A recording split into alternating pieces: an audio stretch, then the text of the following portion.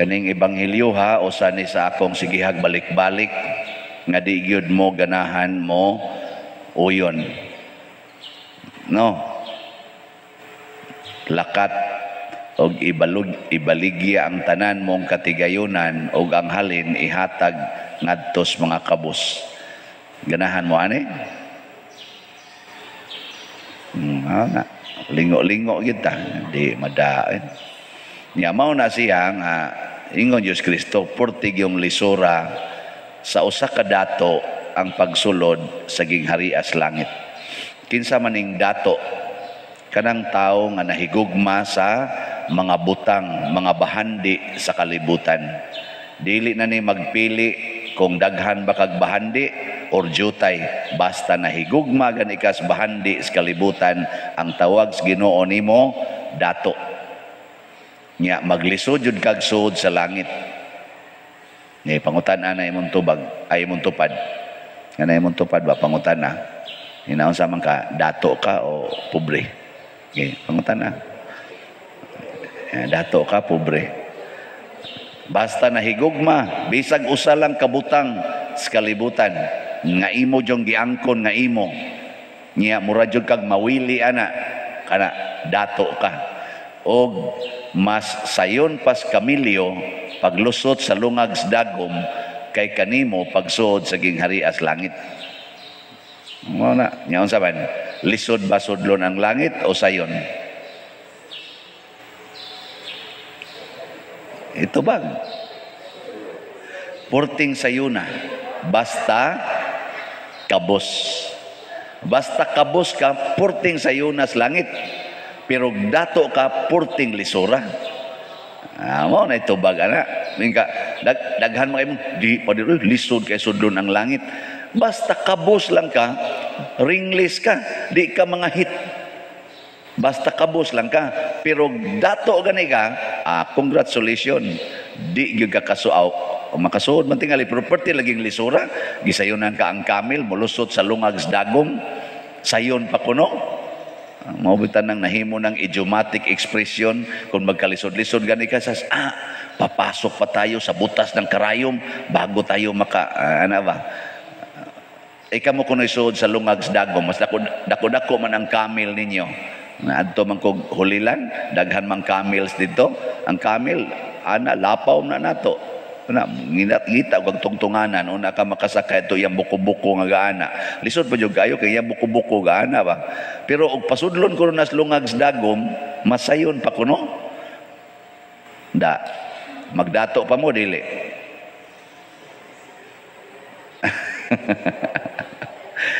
Na ningon ang mga apostoles, kinsa ra man di ay maluwas Lord, ngano man kay silang tanan nahigugma magyus bahandi sa kalibutan.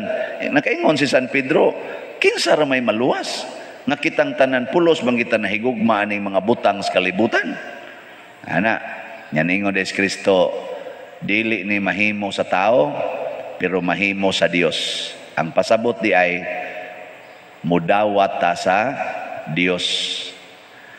Kay kung ato siyang pasudlon sa itong kinabuhi, awa na ang tanan pwede nang himuon. Muna pagpasod ni San Roque ni Jesus sa iyang kinabuhi, awa na siya mahigugma sa iyang bahandi. Pagpasod ni St. Francis of Assisi ni Jesus iyang kinabuhi, gibiyaan na niya tanan. Ang problema lang sad karon ang pangutana, di ba ka maglisod si Jesus og sod sa imong kinabuhi ron? Imong pasudlon o dili? Kusga. Kusga pag yun. Hambugiro mong dagko. Si Maria. Si Maria ba? Mahal nga birhen ba? Iyang gipasulod ang Dios. Ingon ta lang ba in general, iyang gipasulod ang Dios sa iyang kinabuhi. Motong pag-ingon gyud ni Anghel Gabriel, magmabdos ka o Ginoo. Ingon des Maria, matuman din hikanako sumala sa imong pulong. Ang pagpasulod sa Ginoo nato, nganis nato, mao ang pagtuman sa iyang pulong. The decision. Kana bitang uban main ko nya musunod ka sa Ginoo siya, maningkamot lang pader, nako apatay ka diya. Ang imong desisyon maningkamot. Unsa man ika maoy saligan aron makabuhat ka sa sugo sa Ginoo?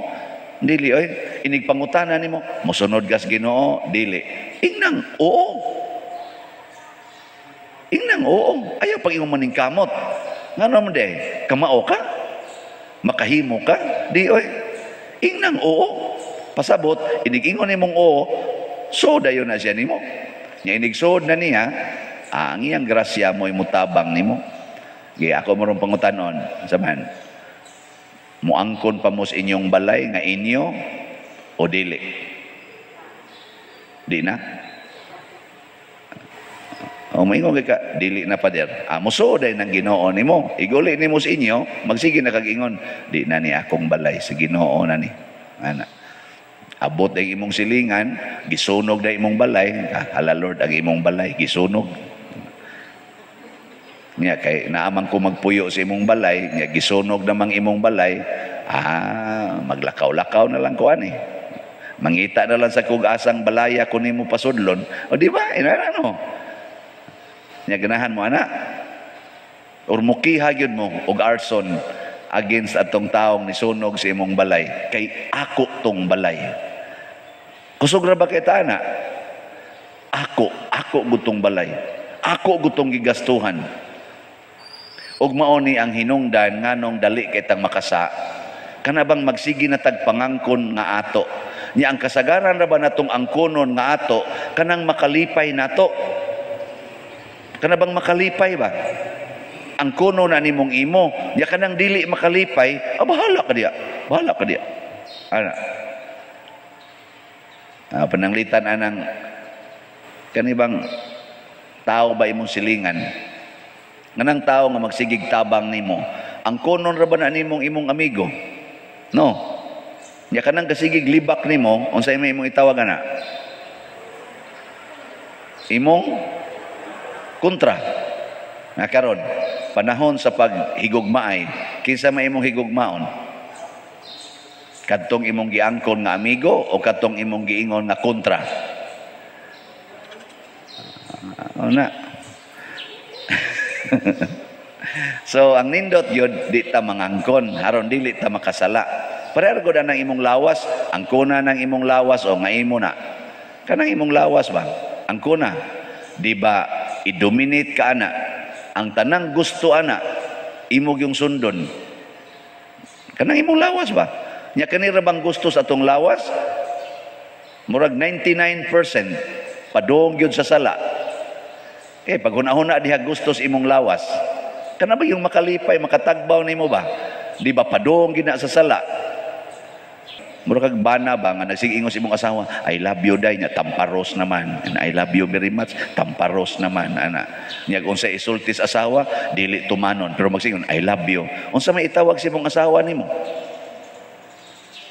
Kana kung bana buang. Ana. Nya kamo dili ka. Ha? Di ka ta mahingan lang buang ani. Mawabita na nga, magkatawa ko ba, magsiging simbas Ginoo, niyag unsay isulti sa simbahan, pinaagis pari, supakon. Ang pari pa'y nganlag, way ayo. Nga, unsa mo na, langit patana. Mao na nga diri sa unang pagbasa, niingon gyud nga, maghinulsol ta. Ang pagbasol, mo importante. Kung makasaha ka, hala, pagbasol. Pakig-uli sa Ginoo kay wa gyud sala nga dili papason sa Ginoo. Pagbasol. Munang ang kinabuhi sa matarong, ang sa tay giingon. Ang matarong malipay, magsadya ug maglipay diha sa Ginoo. Ang matarong o kinsa maning mga matarong niingon diri bulahan ang tao kansang kalampasan gipapas kansang sala gitabunan. Di ba? Pasabot kana ding taong matarong dili day na ang tao nga portig yung tarunga.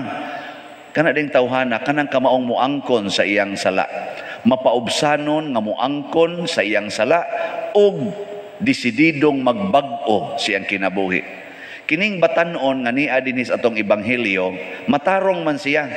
Gisayunan ka atong nga hashtag gani ang katong na po kasugo ba nga gimensyon ni Hesus nga niingon si Hesus, ayaw panapaw, ayaw pangawat, ayaw pamakak, tahura imong mamagpapa. Niingon siya, Lord, kanang tanan ako ginang gituman sukad pa sa akong pagkabatanon. Unsa may tawag nimo anang tao nga kusog ay mutuman sa 10 commandments?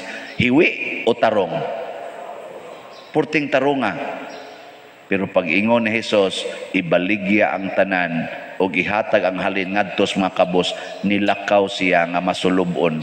Ngano man, duna siya sala nga dili niya gustong biyaan. Ug unsa man na, kanang sala sa pagka materialistic or pagka kalibutanon. Mao na siya sala nga kuyaw kayo. Kay duna ra ba na siya rason? Nya valid ra ba ng rason ana? Usahay gani, legal ang rason. Peragod anang magkinihaay na mo ngadtos barangay or ngadtos korte tungod anang utlanan si yuta, legal ba ya na? Siya di abi ako'y titulo. Naabi ako'y titulo. Sukdan. I-trace. O tanawa, ako ginang yuta, nganong imong nagilahap diha. Di ko makatarunganon. Nga ikihati ka, nga ako maning yuta. Sakto kay na. Wagi problema na sa legality. Pero dirita mo dagan sa morality o sa spirituality. Unsa may sugo ni Kristo. Kung dunay mukawat sa inyong butang, ayaw nagbawia. Ana. Yan, sunod mo na. Tutok lang ay. Mauna, maglisod ang suod sa langit. Nya di man ta ka maong hinulsol ani nga naman. Ako na noy maghinulsol. Ako nga sakto, ako na noy maghinulsol. Ako na noy magpaubos nga ako may sakto. Ana man taw sahay. Ako nga pare, muampo ko nang mutahod ko ng sakristan. Ngano gutaon? Ang sakristan mo'y mutahod nako, dili ako. Ay pangayog pa sa hilo pa der kay nasakitan ra ba tong sakristan nga imong giingnang di kamao. Kay kamao sa giday na siya. Bugo mo ng buang-buang dako. Nga asa man padong ang pare inigsulti ani. Langit o impierno? Inyong sa tanong hukma noon. Sige na, nindog na ta.